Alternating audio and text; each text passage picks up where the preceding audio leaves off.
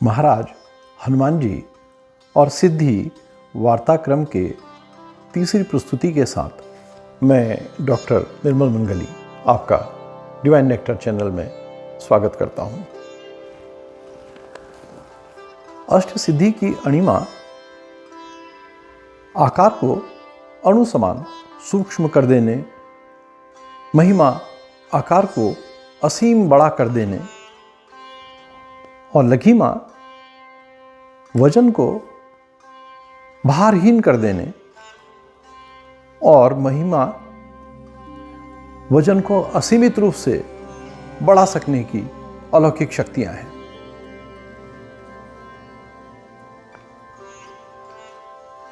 सतयुग के शिव तत्व रुद्र त्रेता में राम काज हेतु हनुमान जी के रूप में अवतार लेते हैं और लंका अभियान में अणिमा और महिमा सिद्धि से आवश्यकता पड़ने पर लघु रूप, अति लघु रूप, मशक समान, सूक्ष्म और पर्वताकार, विशाल पर्वताकार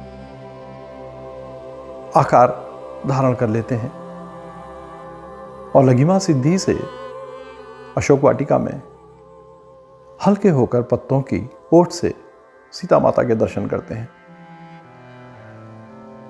द्वापर युग में श्री कृष्ण के आमंत्रण पर हनुमान जी महाभारत में अर्जुन के रथ की ध्वजा में स्वयं को स्थापित कर लेते हैं लघिमा सिद्धि से हल्के होकर, और जब जरूरत होती है अपनी गरिमा सिद्धि से अर्जुन के रथ को पर्वत के समान अचलता प्रदान करते हैं। वहीं भीम के बल का गर्व तोड़ने के लिए अपनी पूंछ भीम के मार्ग में रखकर चुनौती दे देते हैं कि मेरी पूंछ, मैं वृद्ध हूं, चाहो उठा लो। और भीम सारा बल लगाकर हनुमान जी की गरिमा से भारी की गई पूंछ को हिला भी नहीं पाते हैं।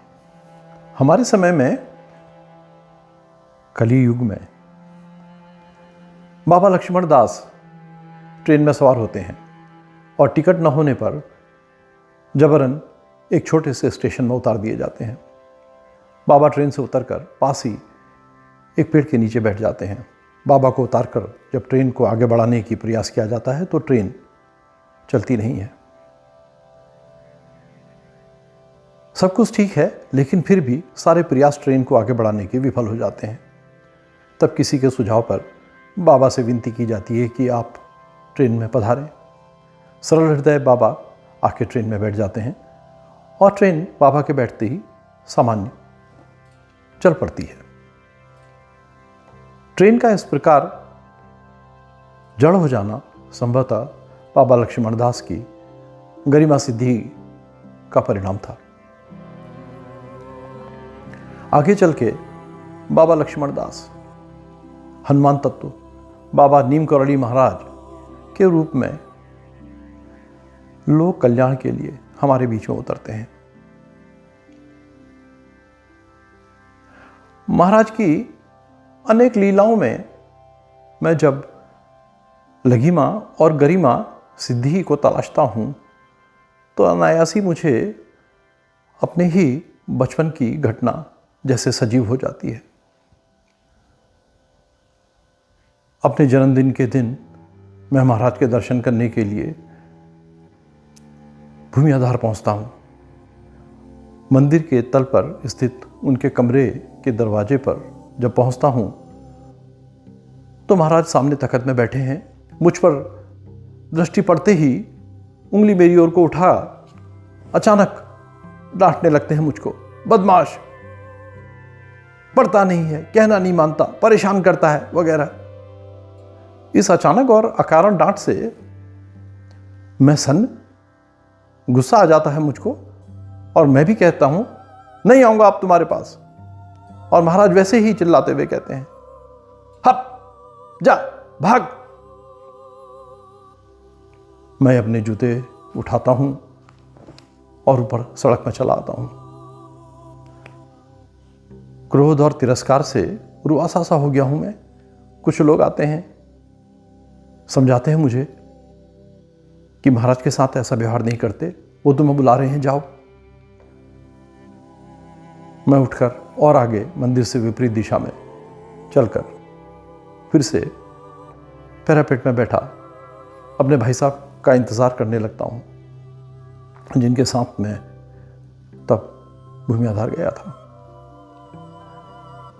कुछ ही देर में देखता हूँ कि महाराज कुछ लोगों के साथ चले आ रहे हैं। सड़क पर पहुंचकर वह रुकते हैं, उन लोगों को इशारा करते हैं हाथ से वहीं पर रुकने का, और फिर लोग रुक जाते हैं और महाराज मेरी ओर अकेले सड़क में बढ़ते हैं आगे। वो मेरे पास आ रहे हैं, मैं उनको आते हुए देख रहा हूँ। जब वो ज़्यादा करीब आ जाते हैं तो मैं और बैठा नहीं रह पाता, मैं भी उठ के उनकी तरफ चलता हूँ। पास पहुंचकर उन्हें प्रणाम कर उठता हूँ तो वह अपनी बाईं कोहनी मोड़कर मेरे दाहिने कंधे पर टिका देते हैं और कोहनी से ठेलते हुए कहते हैं, चल। महाराज असहनीय रूप से भारी लग रहे थे। जहां पर उनकी कोहनी मेरे कंधे में टिकी थी, बहुत तेज दर्द हो रहा था। ऐसा पहली बार तो नहीं था कि महाराज इस तरह से कंधे का सहारा लेके मेरे साथ चले हों, लेकिन ऐसे भारी और पीड़ादायक महाराज कभी नहीं थे। मैं दर्द से और उनके बोझ से व्याकुल अपने कंधे को आगे पीछे हिलाकर उनके कोहनी को अपने से अलग करने की चेष्टा कर रहा था, लेकिन महाराज भी अपनी कोहनी को जमाए हुए थे, हटने नहीं दे रहे थे। मैं बेबस सा बस उनके साथ घसीटता हुआ सड़क में चल रहा था, उनके बोझ से दबा हुआ। आगे चलकर सड़क में एक मोड़ आता है तो महाराज पैरापेट में बैठ गए और मैं उनके सामने खड़ा। मैंने अपनी जेब में हाथ डालकर भीगे हुए रुमाल को बाहर निकाला, जो हमारे आते समय बारिश से भीग गया था, और उसे निचोड़कर महाराज की निगाहों से शायद बचने के लिए अपने सर को पोंछने का उपक्रम करने लगा।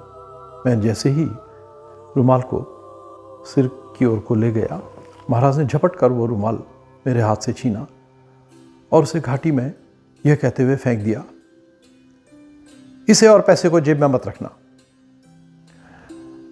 मैंने अपनी दूसरी जेब में हाथ डाला। जन्मदिन की पूजा का 25 पैसे का सिक्का, 10-10 पैसे के 3 सिक्के उसमें पड़े थे, उन्हें निकालकर मैंने घाटी की ओर को फेंका, यह कहते हुए, लो, फेंक दिए। महाराज ने मुझे देखा और कहा, बड़ा गुस्सा है तेरा। न जाने कैसे उस छोटी उम्र में भी मैं उनसे कह सका, आपका दिया हुआ है, ले लो। महाराज वाले से मुस्कुरा रहे थे, फिर बोले, चल पांव दबा।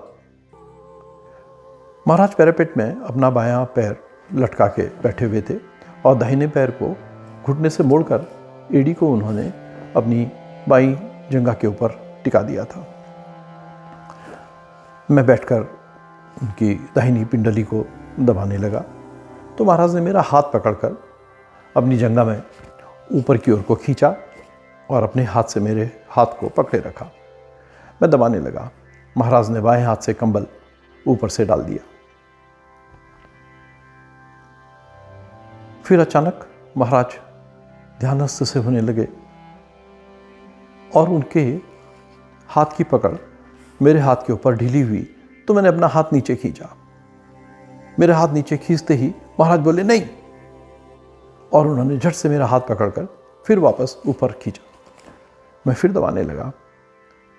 महाराज फिर जैसे ध्यानस्थ से होने लगे और उनके हाथ की पकड़ फिर मेरे हाथ में ढीली हुई और मैंने अपना हाथ फिर नीचे खींचा तो महाराज फिर बोले, नहीं, और फिर मेरा हाथ खींच लिया। ऐसा 3 बार हुआ।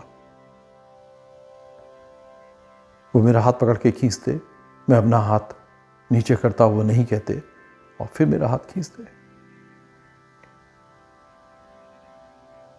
फिर महाराज सहज हो गए और उनका दाहिना हाथ कंबल के पीछे घाटी की ओर को गया और जब उन्होंने हाथ आगे बढ़ाया तो उसमें लाल रंग का एक मिठाई का डब्बा था।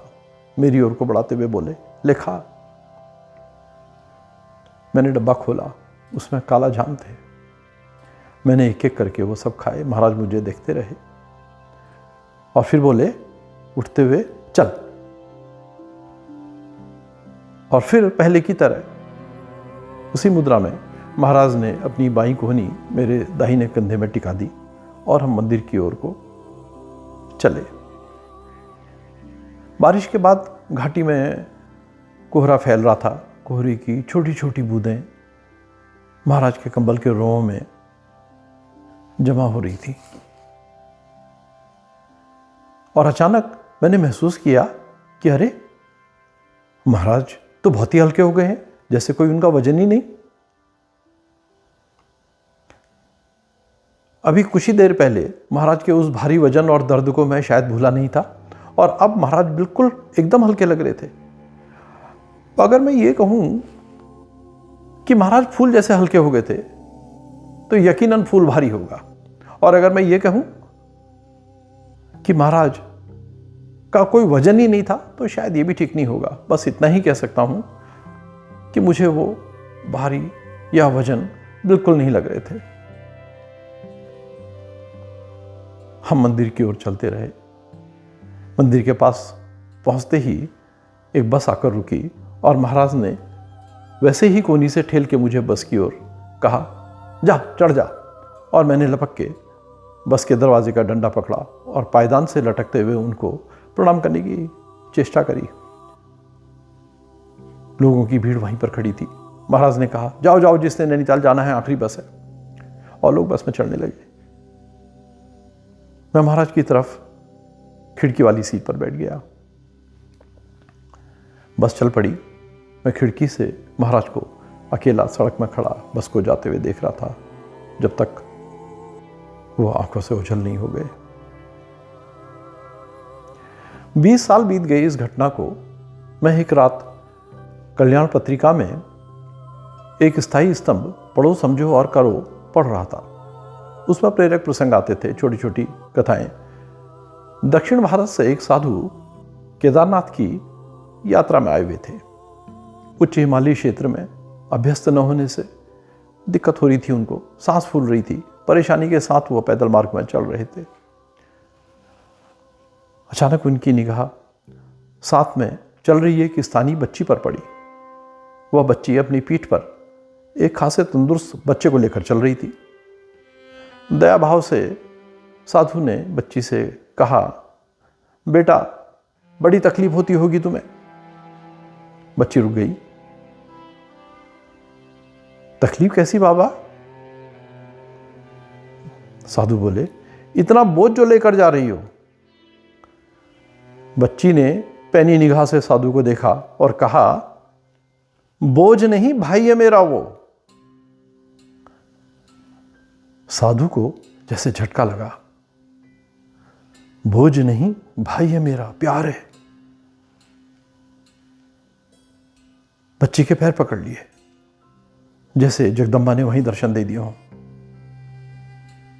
तीर्थ यात्रा का प्रसाद मिल गया। उस घटना को पढ़ते ही मैं उसी क्षण जैसे 20 साल पीछे महाराज के साथ भूमिआधार की सड़क पर चल रहा था। महाराज निर्भर थे, बिल्कुल निर्भर। जब यह घटना घटी थी मैं बहुत छोटा था। उस समय मेरे लिए महाराज का उतना भारी हो जाना और फिर इतना हल्का हो जाना एक कौतुक, महाराज के खेल से अधिक और कुछ नहीं था। और आज अचानक जैसे महाराज मुस्कुराकर कह रहे हो, देखा प्रेम निर्भर होता है, समझा?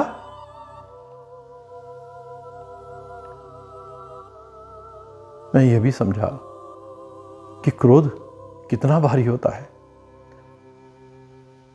मंदिर से आते समय मेरे क्रोध और विरोध ने महाराज को कितना भारी कर दिया था, ऐसे नहीं हो गए थे वो। और वापस आते समय उनकी लीला, उनकी कृपा, उनका प्रेम मेरे जन्मदिन पर जैसे लघिमा और गरिमा सिद्धि की अनुभूति का उपहार उन्होंने मुझे प्राप्ति सिद्धि से प्राप्त महाप्रसाद के साथ दिया। कृपा है उनकी। और हां, तब से स्वभावतः मेरी जेब रुमाल और पैसे से मुक्ति रहती है। बाकी वो है ना। शेष फिर अगली भेंट में। जय गुरु।